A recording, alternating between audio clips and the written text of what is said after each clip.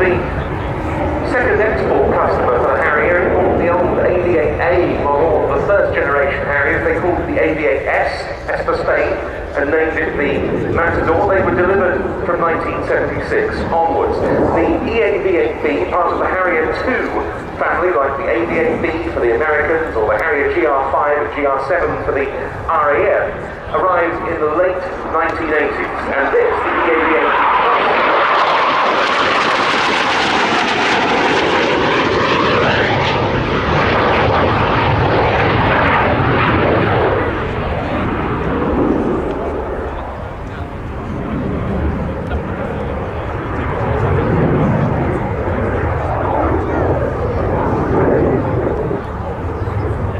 familiar looking profile to that aircraft, but slightly different in terms of the nose area in comparison to our GR7, GR9. Well, that's because of the different radar fits, isn't it? Well, in fact, yeah, our aircraft were never fitted with the radar, but this aircraft fitted with an APG-65 multimode radar, which gives it the ability to carry AMRAAM missiles.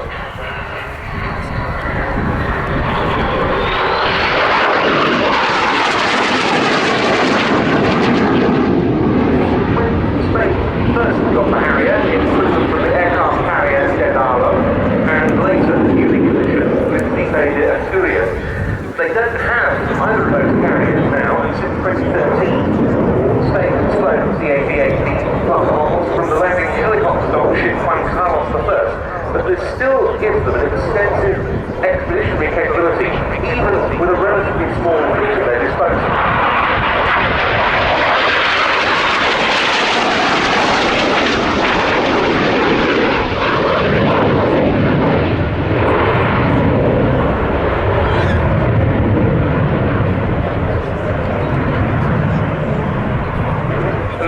Demonstrated only recently when they deployed on a Baltops cruise, Baltic operations aboard the Juan Carlos I, sailing from Istanbul to Helsinki and remaining on station for about 6 months.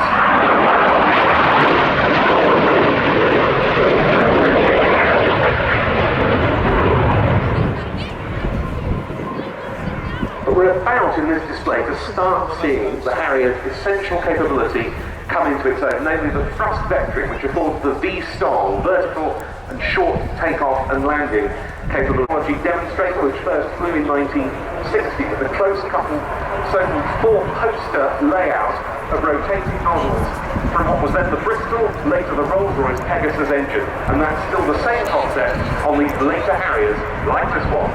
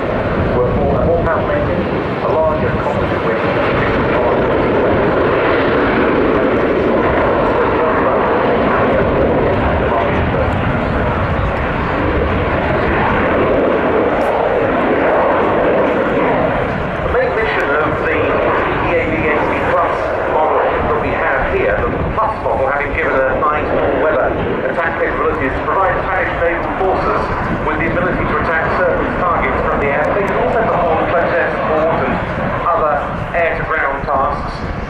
So still a very versatile platform indeed.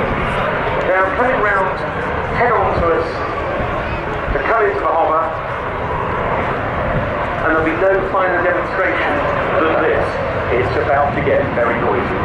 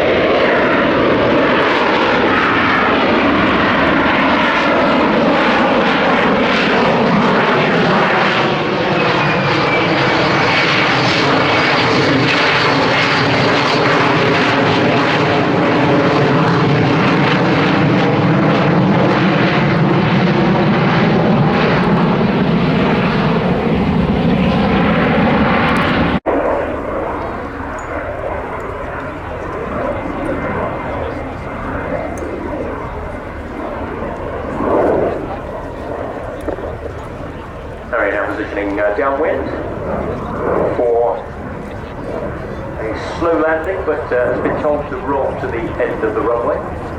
So wherever you are on the showground now, you should get the opportunity to see this beautiful Harrier and the lovely markings of its squadron on town. Yes, specially applied again for an appearance of the air tattoo. Absolutely. I think these transfers they use now are probably rather more popular with the ground crew than some of the old stickers, RIAT stickers that used to be applied to aeroplanes because of getting them off afterwards for regular operation. They don't always work as advertised. And very sadly, the Greek Air Force lost their transfers during the transit. Yeah. And they put a lot of effort into specially marking that aircraft up. But nevertheless, it's still great to see them here. Absolutely right. And I think there are a few more visceral demonstrations of the power of jet engines of any configuration than what you see with a Harrier in the hover in front of you. Yeah. And a good demonstration actually is it went from the hover to wing-borne flight.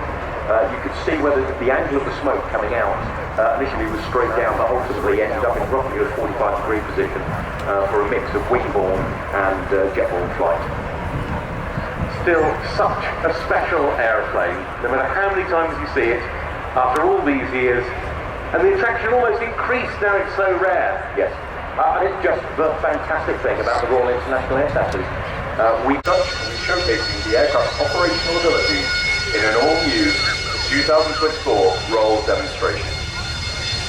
The Chinook fulfills many operational roles, including trooping, carriage of internal and external loads, parachute operations, casualty evacuation, humanitarian assistance, and military aid to civil authorities.